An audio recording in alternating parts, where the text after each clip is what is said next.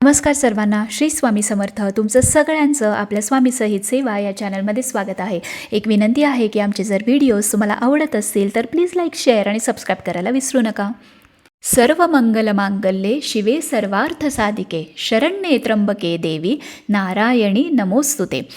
तर बघा 3 ऑक्टोबरपासून म्हणजेच घटस्थापनेपासून ते 9 दिवसपर्यंत आपल्याला दुर्गा सप्तशतीचे पाठ करायचे आहेत. तर दुर्गा सप्तशतीचे पाठ ही आपल्या कुळदेवीची उच्च कोटीची सेवा आहे.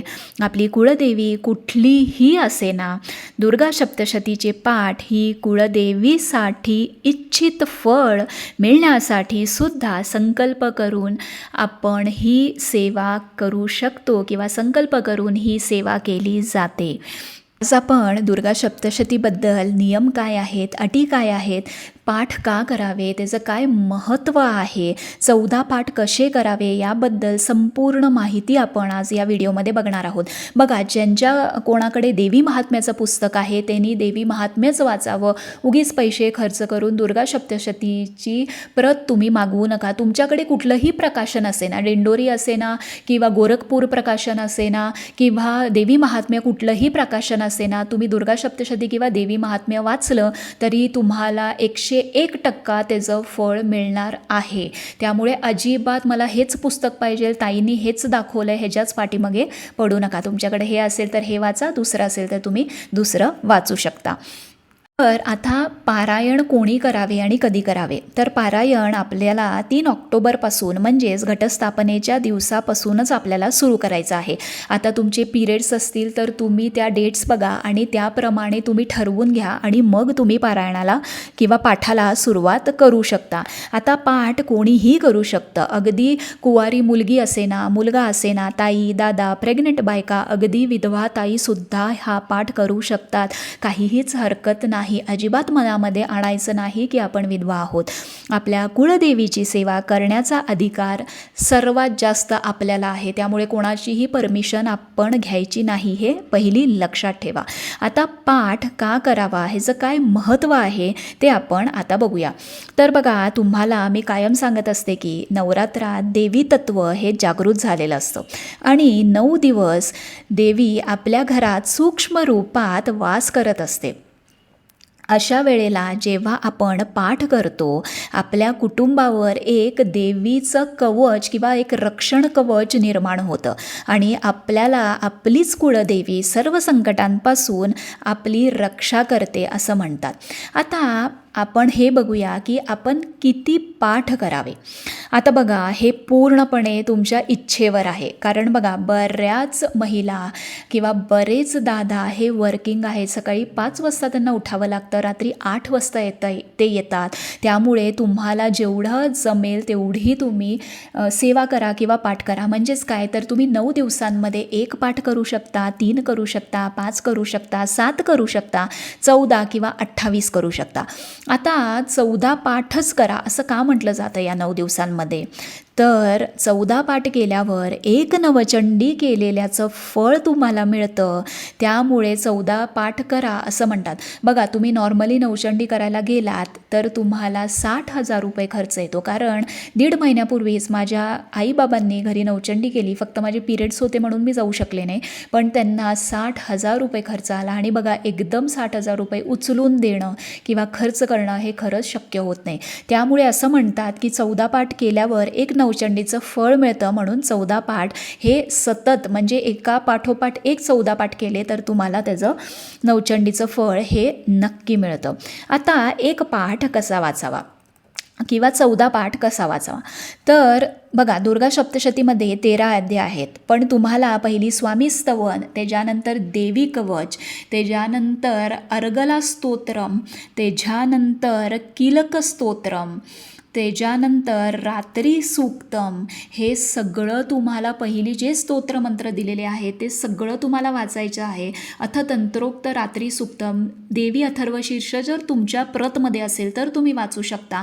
आणि मग तुम्हाला पहिला अध्याय वाचायचा आहे. त्याच्यानंतर प्राधानिक रहस्य, त्याच्यानंतर वैकृतिक रहस्य, त्याच्यानंतर मूर्ती रहस्य आणि सगळ्यात शेवटी म्हणजे देवी अपराध क्षमापण स्तोत्र हे वाचायचं आहे. आणि ज्या कोणाला PDF कॉपी पाहिजे त्यांनी मला प्लीज आपले ईमेल ID पाठवा. मी तुम्हाला ह्याची PDF पूर्ण, जर तुमच्याकडं पुस्तक नसेल तर मी तुम्हाला ह्याची पूर्ण दुर्गा सप्तशतीची पूर्ण PDF मी तुम्हाला ईमेलद्वारे सेंड करेन. ह्याच्यानंतर तुम्ही एक माळ 99 मंत्राची करायची आहे, म्हणजेच तुमचा एक पाठ पूर्ण होतो. आता जर तुम्हाला 2 पाठ करायचे आहेत तर परत तुम्हाला देवी कवचापासून सुरुवात करायची आहे. ते तुम्हाला देवी अपराध क्षमापण स्तोत्र पर्यंत आणि परत एक माळ 99 मंत्राची, असं करून तुम्ही 2 पाठ करू शकता. तर हे तुम्हाला 9 दिवसांमध्ये 14 पाठ तुम्ही कसे कराल हे तुम्ही तुमच्या टायमिंगप्रमाणे, सोयीप्रमाणे तुम्ही डिवाईड करून घ्या आणि त्याप्रमाणे तुम्ही वाचत जावा.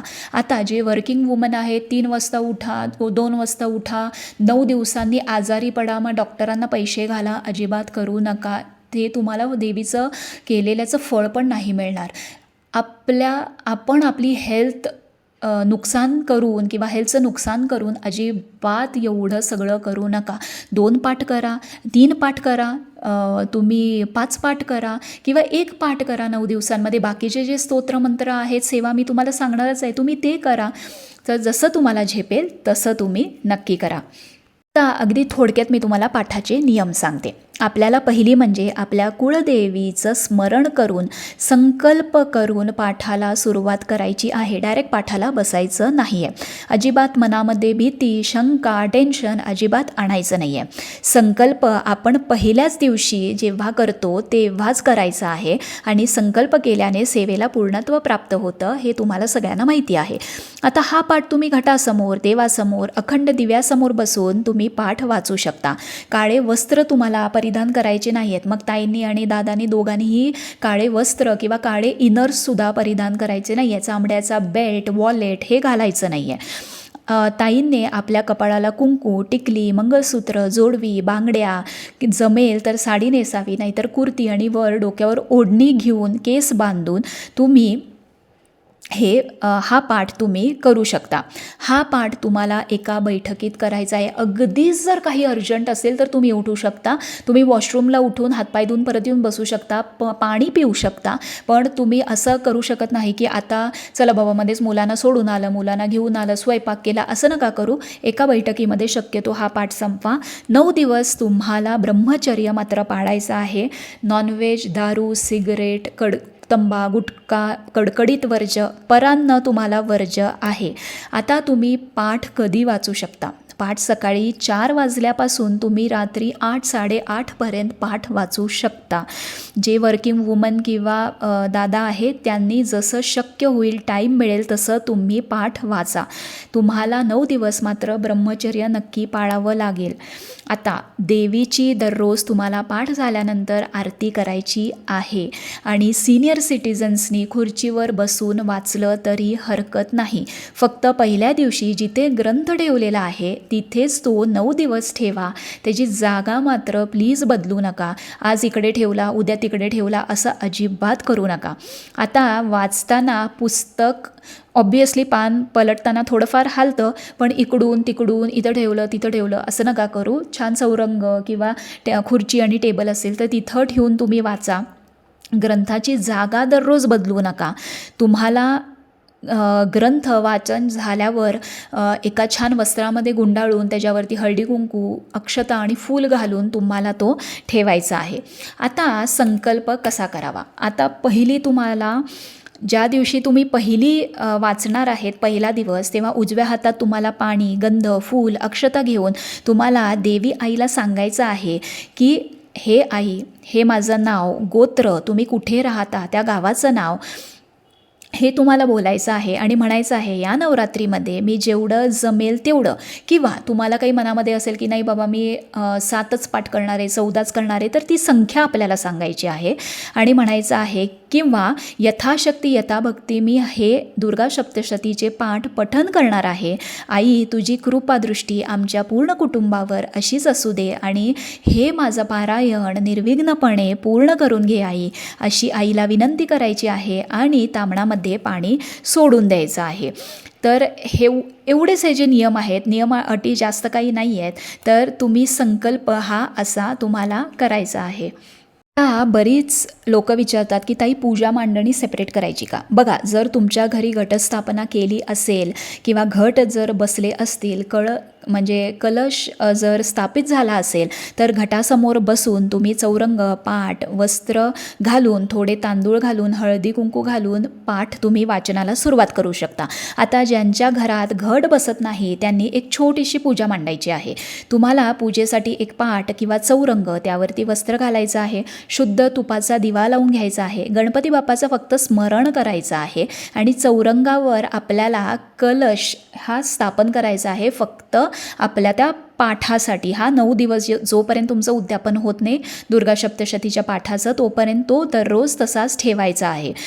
तर त्याच्यावरती तुम्हाला माहिती आहे की स्वस्तिक काढायचं, 5 खालून वर बोटांनी, कुंकूच्या बोटांनी उभ्या रेषा मारायच्या. कलशामध्ये पाणी, एक कॉईन, सुपारी, हळद कुंकू, अक्षता, फूल हे असं टाकायचं. 5 तुम्ही नागवेलीची पानं आणि त्याच्यावर तुम्हाला नारळ ठेवायचा आहे. त्याच्यावरती तुम्हाला वेणी किंवा फुलं ही व्हायची आहेत आणि खालती प्लेटमध्ये थोडेसे तांदूळ, त्याच्यामध्ये गंध, अक्षता आणि हळद कुंकू असं ठेवून तुम्हाला तो कलश मांडायचा आहे. झाल्यावर तुम्ही ग्रंथाची पूजा करा आणि मग तुम्ही वाचन सुरू करू शकता. तर बघा, हे अगदी असे साधे आणि सोपे नियम आहेत. काहीही टेन्शन घेऊ नका. तुम्हाला जसं जमेल, यथाशक्ती यथाभक्ती, जसं तुम्हाला जमेल, जसं तुम्हाला टाईम मिळेल तसं तुम्ही तेवढे पाठ करा. अगदी 14 पाठ करायलाच पाहिजे असं काहीही नाही आहे. तुम्ही जर उद्या आजारी पडला तर घर कोण चालवणार किंवा घरी कामं कोण करणार किंवा आपलं घर कोण सांभाळणार आहे? दुसरी लोक येऊन सांभाळणार आहेत का? तर अजिबात नाही. तुम्हाला जर जमलं तर अवश्य 14 पाठ करा, पण जर जमलं नाही तर ॲटलिस्ट 1 पाठ किंवा 1, 3, 5, 7, 9 असे तुम्ही पाठ करा किंवा बाकीच्या सेवा पण करा. सेवा करणं हे महत्त्वाचं आहे, हे लक्षात ठेवा. तर काही प्रश्न असतील तर कमेंट बॉक्समध्ये नक्की विचारा.